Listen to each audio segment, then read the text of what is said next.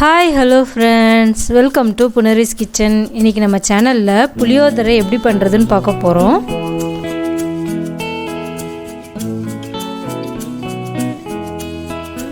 முதல்ல புளியை கரைச்சி எடுத்துக்க போகிறேன்.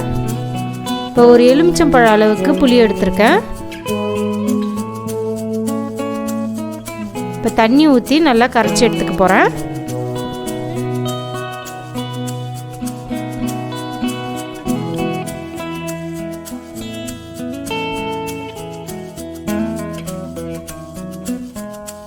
இப்போ புளியை கரைச்சாச்சு. இப்போ புளியில் இருக்கிற தூசி மண்ணெல்லாம் எடுக்கிறதுக்கு ஒரு வடிகட்டியை வச்சு தண்ணியை வடித்து எடுத்துக்கிறேன்.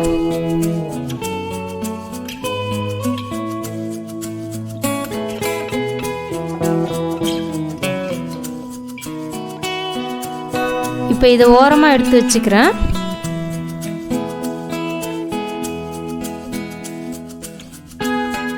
இப்போ அடுத்ததாக சூடான சாதத்தில் 2 டேபிள் ஸ்பூன் அளவுக்கு நல்லெண்ணெய் சேர்த்துக்கிறேன். சாதம் ஒன்றோடு ஒன்று ஒட்டாமல் நல்லா உதிரியாக இருக்கும். இந்த புளியோதரையை நல்லெண்ணெயில் செஞ்சிங்கன்னா ரொம்ப நல்லாயிருக்கும்.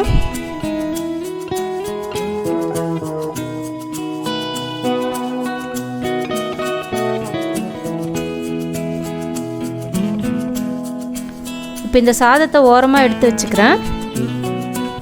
புளியோதரை பொடியை ரெடி பண்ணிக்கலாம். வெந்தயம் 1/4 டேபிள் ஸ்பூன் அளவுக்கு சேர்த்துக்கிறேன்.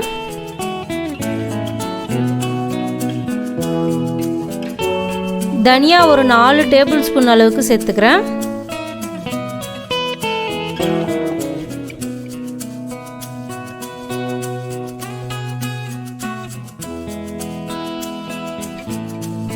இப்போ இது ரெண்டையும் நல்லா வாசனை வர வரைக்கும் வறுத்துக்கலாம். இப்போ நல்லா வறுபட்டுடுச்சு. இதை தனியாக எடுத்து வச்சுக்கிறேன்.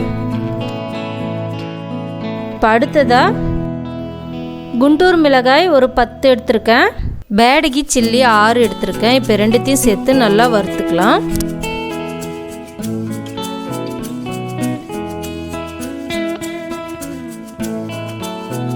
இப்போ மிளகாய் நல்லா வறுபட்டுடுச்சு. இதை தனியாக எடுத்து வச்சுக்கிறேன்.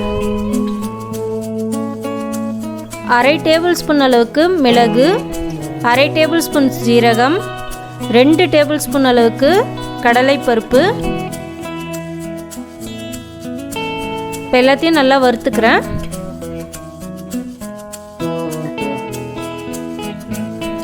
வெள்ளை எள்ளு 1/2 டேபிள் ஸ்பூன் அளவுக்கு சேர்த்துக்கிறேன். இப்போ இதையும் சேர்த்து நல்லா வறுத்துக்கிறேன். இப்போ இதில் 2 டேபிள் ஸ்பூன் அளவுக்கு கொப்பரை தேங்காவை சேர்த்துக்கிறேன்.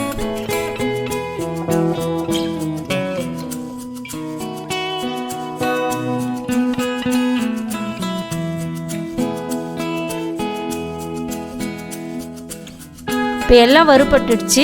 இதையும் தனியாக எடுத்து வச்சுக்கிறேன். 1 டேபிள் ஸ்பூன் அளவுக்கு நல்லெண்ணெய் சேர்த்துக்கிறேன். இப்போ இதில் கட்டி பெருங்காயத்தை சேர்த்துக்கிறேன்.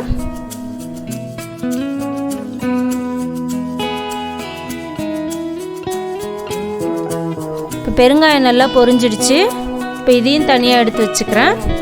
இப்போ அடுத்ததாக புளிக்காய்ச்சலுக்கு தாளிப்பு கொடுத்துக்கலாம். 1/4 டேபிள் ஸ்பூன் அளவுக்கு கடுகு, 2 டேபிள் ஸ்பூன் அளவுக்கு வேர்க்கடலை, 1/2 டேபிள் ஸ்பூன் அளவுக்கு கடலைப்பருப்பு, 2 காய்ந்த மிளகாயை கிள்ளி சேர்த்துக்கிறேன். இது எல்லாத்தையும் நல்லா வறுத்துக்கலாம். இப்போ கரைச்சி வச்சிருக்கிற புளியை சேர்த்துக்கிறேன். இந்த புளி கரைச்சலில் 1/4 டேபிள் ஸ்பூன் அளவுக்கு மஞ்சள் தூள், 1/4 டேபிள் ஸ்பூன் அளவுக்கு உப்பு சேர்த்து நல்லா கலந்துக்கிறேன். இப்போ இது ஒரு 10 நிமிஷம் நல்லா கொதிக்க விடலாம். அதுக்குள்ளே நம்ம வறுத்து வச்சுருக்கிற மசாலாக்களை பொடி பண்ணி எடுத்துக்கலாம். இப்போ இந்த புளி தண்ணியில் கொஞ்சமாக வெல்லத்தை சேர்த்துக்கலாம். இந்த வெல்லத்தை சேர்த்துக்கும் போது புளிப்புத்தன்மை மட்டுப்படும். இப்போ இது ஒரு 5 நிமிஷம் நல்லா கொதி வரட்டும்.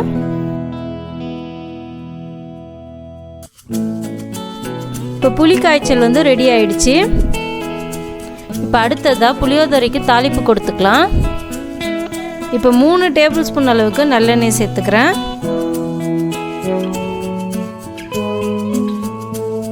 1/4 ஸ்பூன் கடுகு, 1 டேபிள் ஸ்பூன் கடலைப்பருப்பு, 4 டேபிள் ஸ்பூன் அளவுக்கு வேர்க்கடலை, கொஞ்சமாக கருவேப்பிலை. இப்போ எல்லாத்தையும் நல்லா வறுத்துக்கிறேன்.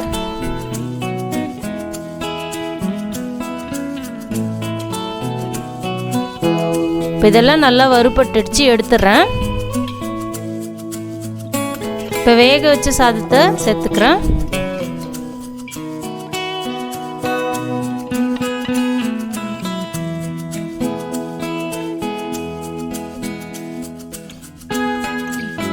இப்போ 2 டேபிள் ஸ்பூன் அளவுக்கு புளியோதரை பொடியை சேர்த்துக்கிறேன்.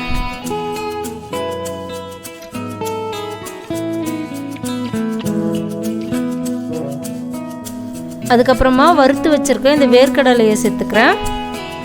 இந்த வேர்க்கடலையை வந்து தனியாக வறுத்து வச்சுட்டு சேர்த்திங்கன்னா நல்லா க்ரன்ச்சியாக இருக்கும். இந்த புளி தண்ணியோடு சேர்த்துனிங்கன்னா க்ரன்ச்சினஸ் கம்மியாகிடும். அதனால் தனியாக வறுத்து சேர்த்துக்கோங்க. இப்போ 2 டேபிள் ஸ்பூன் அளவுக்கு புளி காய்ச்சலை சேர்த்துக்கிறேன்.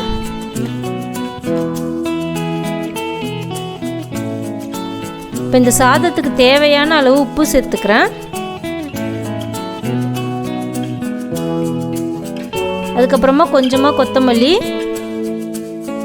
எல்லாத்தையும் நல்லா கலந்துக்கிறேன். இப்போ சூப்பரான புளியோதரை ரெடி ஆயிடுச்சு. இந்த புளியோதரையை வந்து எப்போவுமே செய்துட்டு 1 மணி நேரம் கழித்து சாப்பிட்டிங்கன்னா அந்த புளிப்புத்தன்மையெல்லாம் அந்த சாதத்தில் ஏறி நல்லா சாப்பிட்றதுக்கு நல்லாயிருக்கும். இப்போ இந்த புளியோதரை மேலே கொஞ்சமாக சாம்பார் ஊற்றி அதோடு பிசைஞ்சு சாப்பிட்டிங்கன்னா சூப்பராக இருக்கும். புளியோதரையின் சோறு வெகு பொருத்தமாய் சாம்பார், புளியோதரையின் சோறு வெகு பொருத்தமாய் சாம்பார், இதுவே எனக்கு ஜோறு.